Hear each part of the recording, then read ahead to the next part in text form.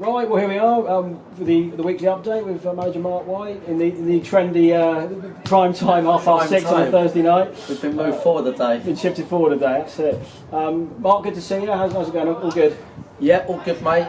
Obviously we had a good night out at Maidstone in the week.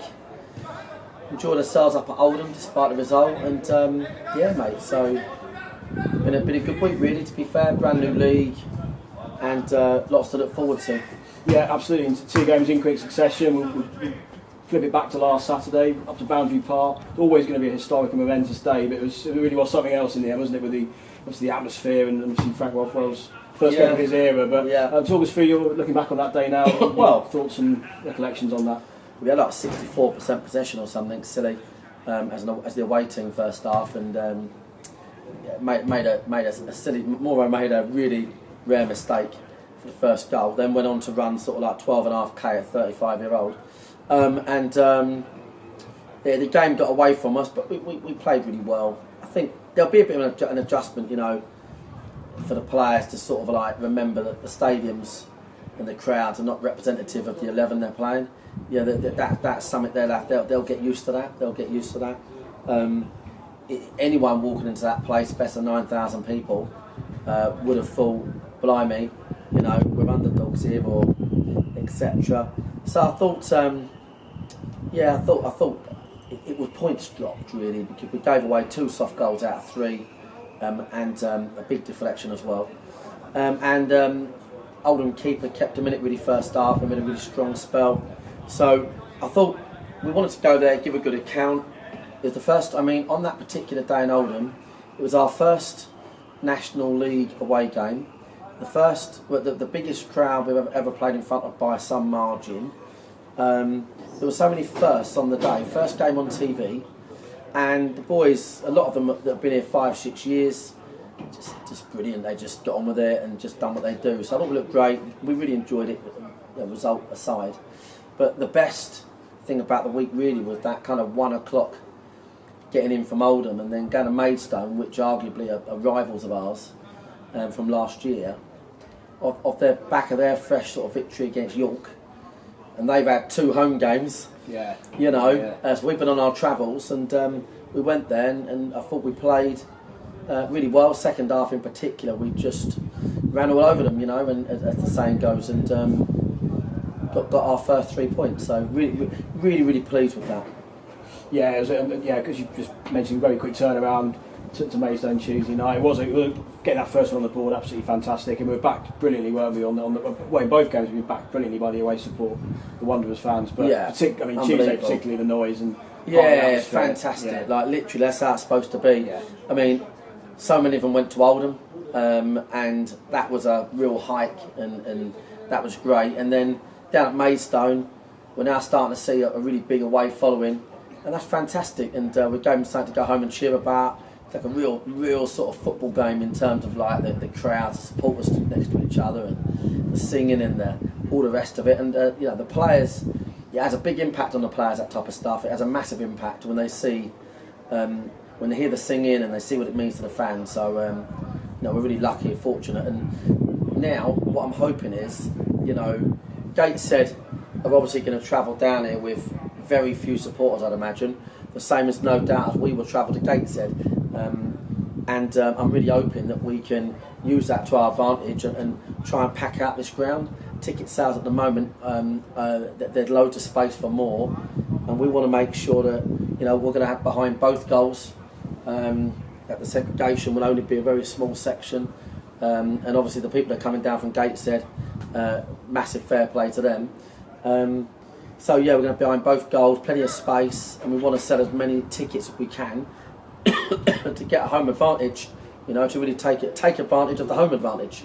Yeah, very much so. We'll have a quick chat about Gateshead and what we're expecting in a moment. Obviously, we're speaking now ahead of training session on Thursday night. How are we looking with the squad there, Marc? I know we had a few knocks picked up over the weekend. Nicky Wheeler, Ed Harris. Yeah, we've got a lot of boys missing. That's how it is. We've got a lot of boys missing.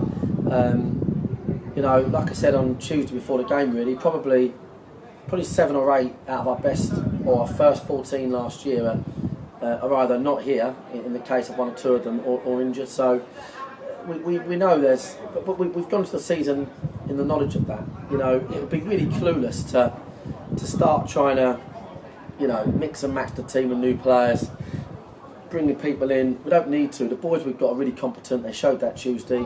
They've actually performed really well in all 3 games for large spells.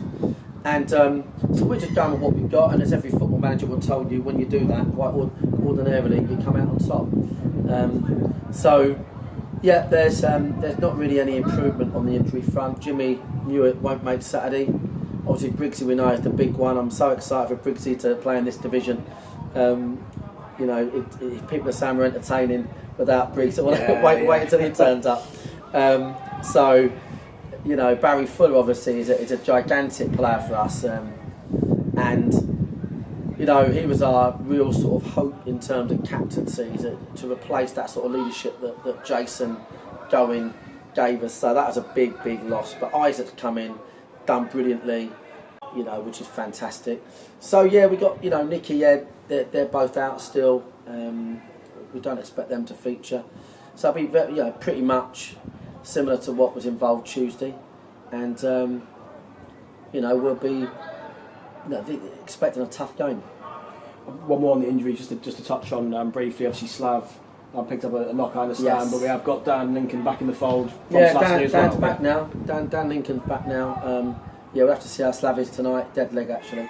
Yeah. Slav done brilliantly too. You know, across these games, done really well. You know, when I looked at watched the back of the BT game, and some of them boys out there, Slav, McShane, Isaac, you know, Niall McManus, they played for the club 35 years between them, you know, and that's what this club's all about, and we're in no hurry. Obviously, it's hard you can't explain to everyone on every street corner, or you can't expect them to all to have a brain, but in reality, you know, we've been promoted once every 2 years, and we just do things at our own speed, and we know what we're doing, and you know, we're not stupid enough to go toe to toe with Wrexham in our first year in the division, but we know what our targets are. We know what we want to do. We want to acclimatise, probably more so off the field than on. We want to make sure we close the gap on sustainability, and we need to develop the ground as well. We need to get an away end, because at the moment it's going to be nice and flat for everyone all year. So we've got an awful lot of catching up to do off the field, and obviously our natural habitat is winning. So we're always trying to win, but it's not at all costs. Equally, you know, it'll look like that if we don't win. That's it, isn't it? That's it. And then just finally, Mark, we touched on Gateshead there. Still good availability for fans to pack out Mellow Bank on Saturday. What are we expecting from them? Obviously, champions of the North Division last season. And I was going to say, actually, with tickets down, sorry, just to get them online, get them bought, get them. There's going to be. We've been selling an awful lot on the day before.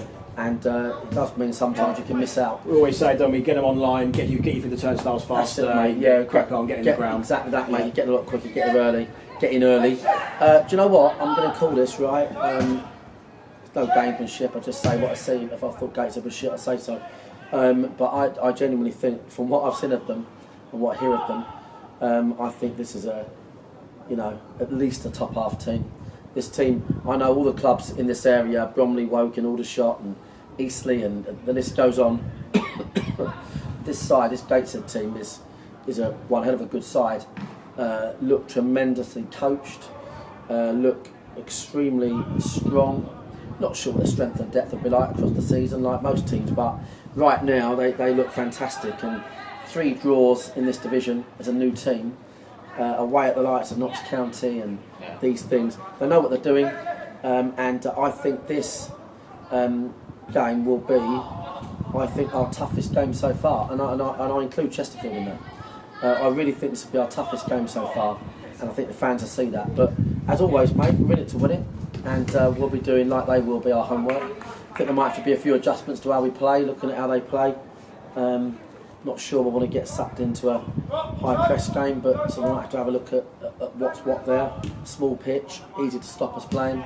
So that's just me being candid, and I'm sure they wouldn't expect any different there. And of course, no, brilliant. Thanks for your time, Mark, as always. Cheers, good luck on Saturday, and we'll see you soon. Thanks, mate.